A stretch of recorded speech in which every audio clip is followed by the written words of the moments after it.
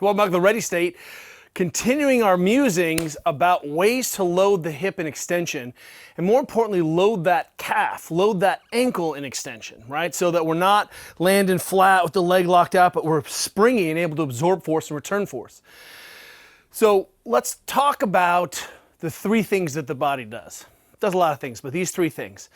Cal Dietz of Triphasic has made this abundantly clear to us. What do?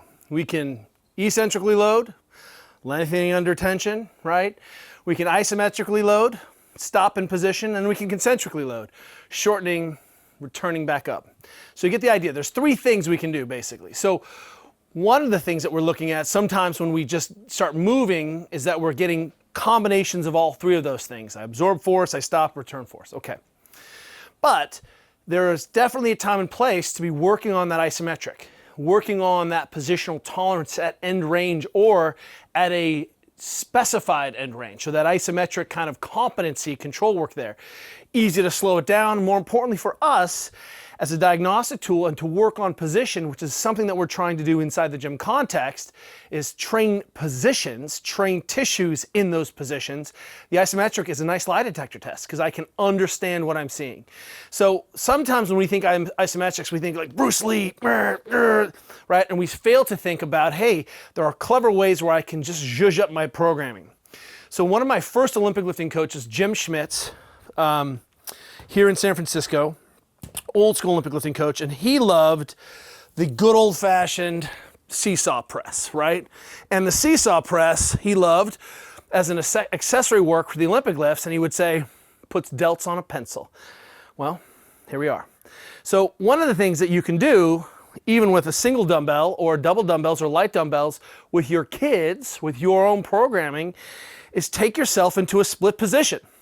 So suddenly now, instead of pressing and seesaw pressing or doing assistance work from these shapes where I'm traditionally staying on two legs, take yourself to a split stance, make sure you've got contact through all those toes, drop and get in a comfortable position, making sure your butt is squeezed and your knee is actually behind your hip, and guess what? Boom, you've got great isometrics. In fact, these end up looking a little bit like SOTS presses, but from a split position.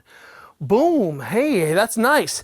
Now what's nice about this kind of thinking is that we can make it harder. So I don't have any boxes, don't have any ways to change the stimulus. Get into a split stance, do some work there. Push press from that position. Teaching myself to dip and drive is going to be a great motion. And suddenly what you're thinking to yourself is, man, this looks a lot like some of the assistance work my Olympic lifting coaches have been doing. Yes, we're just forcing the torso upright with some kind of load demand, asking us to maintain an upright torso and absorb force using the stems, right? That's what this is about. But one of our favorite ways to zhuzh this up, I'll show you with a log, because I love it, because there's no way to cheat on the log, is to press this log overhead and elevate the front leg. So as soon as you elevate this front leg, and this is a straight out of a page out of Franz Bosch's work, is what you'll see is that you suddenly have much higher rear leg demands. So a few weeks ago we talked about how we like to lunge by leaning forward. Well, elevating that foot takes the whole system, tips it backwards, de-emphasizes this leg, puts this leg into a pelvic lock, where I'm now under control with this pelvis is in a locked position, and then this leg gets to do its work. It really has to work hard. I have to be able to feel all 5 of my toes.